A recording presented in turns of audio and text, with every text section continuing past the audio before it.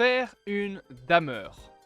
Est-ce que vous connaissez cette expression? C'est une expression que j'ai déjà entendue et je ne savais pas quand j'ai entendu quand j'étais très jeune, donc je savais pas d'où ça venait. Eh bien, ça vient de Jeffrey Dahmer. Voilà, faire une dameur, c'est concrètement faire le con, entre guillemets. Salut à tous, c'est moi, Transidi Cinéma. Nous sommes aujourd'hui ici pour parler de l'épisode 3 de Dahmer, un monster, The Story of Jeffrey Dahmer, à savoir du coup l'épisode Doing a Dahmer. C'est une expression qui est utilisée, enfin qui était utilisée à l'époque, et je pense que certains l'utilisent encore, mais c'est de très mauvais goût. Aux États-Unis, bien évidemment, on l'utilise de temps en temps en France, mais encore une fois, c'est assez mal vu parce que du coup, faire une Dahmer, c'est en fait imiter Jeffrey Dahmer, qui lui-même imitait une personne handicapée que sa mère connaissait.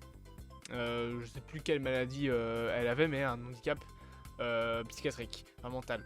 Et du coup, depuis, c'est devenu faire une Dahmer. Pourquoi? Parce que dans la série, on le montre, on le sous-entend, mais il me semble que c'est parce que les autres élèves du camp, de l'école dans laquelle Jeffrey Dahmer était, le trouvent bizarre, bien évidemment, et du coup associent ça à Jeffrey Dahmer, donc c'est faire une Dahmer. Et après, ils vont lui demander d'imiter cette fameuse personne. Sachez qu'il y a une photo qui existe où l'on voit Jeffrey Dahmer à ce moment-là à l'école faire une Dahmer, donc imiter cette personne que sa mère connaissait. C'est une expression qui n'existe pas en réalité, qui existe mais qui est très mal vue. C'est faire une Dahmer aujourd'hui. C'est un petit peu imiter un handicap mental concrètement, et c'est très mauvais goût. Voilà, c'est de très mauvais goût ce genre d'expression. De 1, pour le respect que ça montre pour ce genre de handicap, c'est super, vraiment incroyable comme niveau de respect, c'est magnifique. Et surtout parce que c'est faire une expression en lien avec un tueur en série dans le but de la vanne. C'est pas très bien vu non plus, voilà. On a tous déjà fait de l'humour noir, voilà. J'ai 45 blagues de cons qui me viennent dans la tête, on le sait tous. Mais c'est pas pour ça que ce genre d'expression doit exister. Faire une Dahmer, par pitié, ne l'utilisez pas s'il vous plaît quand même, ne soyez pas cons. Mais donc c'est le titre de cet épisode 3, Doing a Dahmer, qui raconte un peu plus ce que Jeffrey Dahmer a fait, notamment avec son premier meurtre. Alors je n'ai plus le nom de sa première victime, je vais aller vérifier sur internet. Donc je vais taper Dahmer first, j'ai oublié F, first victim. C'est, attention, Steven Hick, voilà, c'est ça son nom. Donc qui est le premier nom, la première personne également qui l'a tué. On va justement voir cette première personne se faire tuer par Jeffrey Dahmer, un autostoppeur, donc qui voulait simplement aller à un concert. Jeffrey lui propose plutôt d'aller chez lui, de boire quelques bières, de faire un peu de muscu, et après ils vont aller au concert. Ça commence à partir en vrille, voilà, la situation au bout d'un moment part en vrille. Hick lui dit qu'il veut partir et aller au concert, et c'est à ce moment là que Jeffrey va l'assommer avec un halter, mais plutôt que de l'assommer, il va lui faire en fait une commotion cérébrale, il me semble, ce qui va le paralyser et lui faire une hémorragie interne. En fait, il va juste crever. Je pense que à ce moment-là, il s'étouffe dans son propre sang à cause de ses poumons. On voit qu'il est ouvert au niveau de la tête, donc vraiment il est en train juste d'agoniser. Et je pense qu'il est mort d'une commotion cérébrale, il me semble. Je sais plus vraiment, enfin, je sais pas vraiment si c'est ça le nom de ce que ça a causé, ce coup d'alter dans sa tête. Mais voilà, c'est comme ça que Steven X est mort, et après il va faire disparaître le corps, et on va surtout voir le premier pétage de plomb de Dahmer, qui sera caractéristique de ses premiers meurtres. Voilà, au début, Dahmer ne veut pas les tuer, enfin en tout cas il veut surtout les garder avec lui, et ce premier meurtre était entre guillemets un accident, il voulait pas le tuer de base, et quand il se rend compte qu'il l'a tué, ça ne va pas le faire paniquer comme nous, ça nous ferait paniquer. Nous, si on tue quelqu'un, on serait complètement déboussolé. En tout cas, une personne normale serait déboussolée. Tu tues quelqu'un, c'est la merde. Mais à la place, il va être en colère contre la personne qui vient de tuer, parce que selon lui, il a fait des conneries, parce que c'est sa faute, etc.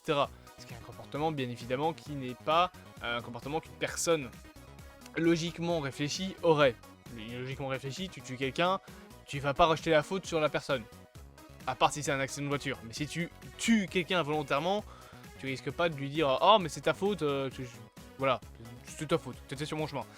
Ça paraît un peu con. Et du coup on va voir tout le mode opératoire que Jeffrey Dahmer va avoir, à savoir d'utiliser plusieurs types d'outils, plusieurs types de produits pour faire disparaître son corps, chose qu'il va faire par la suite pendant plusieurs autres crimes. On va notamment avoir l'information comme quoi qu'il a fait sécher le squelette de sa victime pour en fait faire sécher les os et donc pouvoir les briser plus facilement. On va avoir justement le fameux coup de l'acide, chose qu'il refera beaucoup de fois, qui est donc ce fameux coup où il met les corps de ses victimes dans de l'acide pour les faire dissoudre. Et après, on va avoir ce fameux moment où on va le voir étendre, je sais pas vraiment si c'est le bon mot, mais j'utilise ce mot-là, en tout cas, faire s'envoler les cendres de sa victime près de la maison de son père. Et après, il y a des photos qui sont d'ailleurs sur internet, mais n'allez pas les voir, voilà. De la police à l'époque, quand elle investiguait, il y a une photo en gros qui vient d'un journal. Je vous invite pas à aller voir ça, je vous invite même pas à aller voir les photos qu'il y a de l'appartement de Jeffrey Dahmer. Encore une fois, c'est de la curiosité morbide et c'est pas la meilleure chose que vous devriez faire, sérieusement. Contentez-vous à ce que la série vous explique, c'est largement mieux pour votre santé mentale. Mais donc voilà, c'est le concept de cet épisode, nous montrer le premier meurtre de Dahmer et le mode opératoire de Dahmer, chose qu'on va avoir ensuite partout dans la série. Et d'ailleurs, c'est l'un des seuls meurtres, je trouve, où on nous donne en fait tout le mode opératoire. Et c'est très simple à expliquer, c'est tout simplement parce que c'est un mode opératoire qui va refaire et refaire et refaire. L'acide, les scies, les coups de marteau dans les os pour les broyer, parfois manger ses victimes aussi de temps en temps. Concrètement, ça va être un truc qui va refaire plusieurs fois dans ses victimes et du coup, on n'a plus besoin de le voir. Là, on le voit, pourquoi ? Parce que ça instaure un certain malaise, ça nous fait comprendre réellement qui est Dahmer. Jusque là, on savait très bien qui était Jeffrey Dahmer quand on commence la série, on avait vu quelques scènes, mais on n'avait pas vu tout son monde opératoire, donc jusque là, il était un petit peu montré comme un mec bizarre, ok, mais pas un tueur. Là, c'est sa première victime. Je me souviens plus si c'est la première qu'on voit, mais c'est la première fois qu'on voit tout le mode opératoire. C'est pas la première victime qu'on voit, on voit notamment... on le voit dans le premier épisode vouloir tuer quelqu'un, mais rater. Ce qui va donc être la personne qui va la faire chuter. Mais concrètement, voilà, ça va être ce qu'on va voir dans cet épisode. Et on va également voir un petit peu la panique de son père. Chose que j'ai trouvé un peu lourde dans la série, mais qui en soi est importante à montrer. C'est que son père va avoir ce truc de Jeffrey Dahmer, enfin son fils en fait, qui ne parle jamais de filles ou même de relations en général, que ce soit amoureuse ou autre. Et il va commencer à engager la conversation là-dessus avec lui, lui demander est-ce que tu as une copine au lycée, est-ce que tu parles de ça avec tes potes. Jeffrey bien évidemment va lui cacher un petit peu que il n'a pas de potes, parce que tout le monde le trouve bizarre, bien évidemment. Mais c'est un truc qui est assez intéressant, je trouve, le fait de montrer que son père voit déjà son fils comme étant détaché de ce que beaucoup de jeunes ont en tête. Et ça, pour le coup, c'est un truc que je comprends. En tout cas, je comprends la situation du père. Tout simplement de se dire que son fils ne réagit pas comme tout le monde. Est-ce qu'il a un problème ?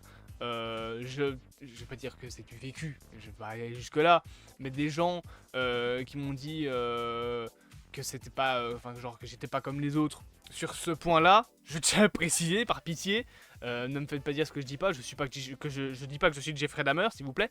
Mais en tout cas, voilà, on va avoir ce truc de questionnement par rapport aux orientations sexuelles. Et moi qui suis asexuel, j'ai déjà eu ce genre de questions. Donc sur le coup, je me suis un petit peu reconnu, non pas dans le personnage de Jeffrey Dahmer, mais dans cette situation. Voilà, par pitié, ne me faites pas dire que je me suis comparé à Jeffrey Dahmer. S'il vous plaît, jamais de la vie je ferai ça. Merci. Sinon, moi je vais avoir des problèmes si je continue. Mais voilà, c'est un épisode qui est assez compliqué, je trouve, à vivre un petit peu. Parce que, encore une fois, tu as tout le mode opératoire de Jeffrey qui est montré. Et c'est l'un des seuls épisodes, je trouve, où tu as ça. C'est un épisode aussi qui est assez intéressant. C'est la première fois où on montre également le changement complet de comportement. Encore une fois, jusque là, Jeffrey Dahmer c'était un peu filmé comme un mec un peu bizarre, un peu spécial. Mais voilà, t'avais son père qui disait que c'était un bon gars, sa mère qui disait qu'il était grand maintenant, que voilà, qu'il pouvait se débrouiller tout seul. Là, c'est la première fois réellement que la série le montre comme un véritable psychopathe. Enfin, j'utilise peut-être ce mot, je vais pas utiliser ce mot-là. C'est très compliqué de parler de tout ce qui est trouble de l'identité. Mais en tout cas, c'est la première fois que la série va le montrer vraiment comme une vraie menace. Le filmer, comme vous le voyez, en contre-plongée, faire taire quasiment la musique, ou alors juste avoir des tout petits morceaux, des espèces de cris fantomatiques à ce moment-là. On va vraiment le montrer très oppressant, très pesant, et c'est une très bonne manière de mettre en scène, je trouve, tout ça. Et c'est d'ailleurs pour ça que je comprenais pas vraiment, notamment je sais plus qui, c'est une proche en plus d'une victime. Alors peut-être que je ne vois pas la série de la même manière qu'elle, mais elle avait expliqué qu'elle trouvait que la série était trop romancée. Il y a un épisode sur lequel je suis d'accord, que c'est trop romancé, c'est l'épisode avec Tony Hughes. On en reparlera bien évidemment, donc le sourd. Mais honnêtement, je trouve qu'il n'y a pas de romance préétablie dans la série. Je trouve justement qu'on le filme vraiment de manière très nauséabonde, quasiment très malaisante. En tout cas, on le montre un peu vraiment complètement détaché de la réalité, et c'est très important. Encore une fois, voilà, je revois peut-être pas la situation de la même manière que cette personne qui a littéralement vécu indirectement ce que Jeffrey Dahmer a fait, mais je trouve que, voilà, personnellement, j'ai pas ressenti ça comme ça. Enfin, encore une fois, voilà, cette personne-là, par contre, a, encore une fois, indirectement, été mal et senti du mal à cause de cette personne, de Jeffrey Dahmer. Donc, je ne peux pas juger son ressenti.